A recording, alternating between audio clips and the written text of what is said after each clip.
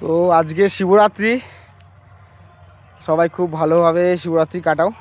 অবশ্য আজকে বিকেলবেলায় না সন্ধ্যার সময় চতুর্দশী লাগবে। তো আজকে ডাঁটা শাক লাগানো হচ্ছে। ফুলকপি চারায় 10 কাঠা জমিতে কুলায়নি বলে তার জন্য মানে পাশে একটা ছোট জায়গা ছিল ফাঁকা, তো সেটা আজকে ডাঁটা শাক লাগানো হয়ে গেছে।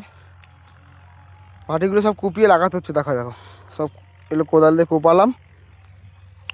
ডাঁটা শাকের বীজ দেখবে, এটা বীজ, কিন্তু এতে বালি মিশিয়েছি, কারণ খুব ছোট ছোট দানা তো, বালি না মিশালে ছড়ানো যায় না ভালোভাবে। দেখো দাঁড়াও,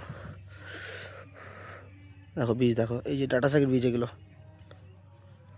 যেটা বাঙাল ডাঁটা বলে, বড় বড় ঝাড় হয়, এটা বাঙাল ডাঁটা বলে, সেই ডাঁটার বীজ এটা। এই গোটাটা লাগানো হচ্ছে।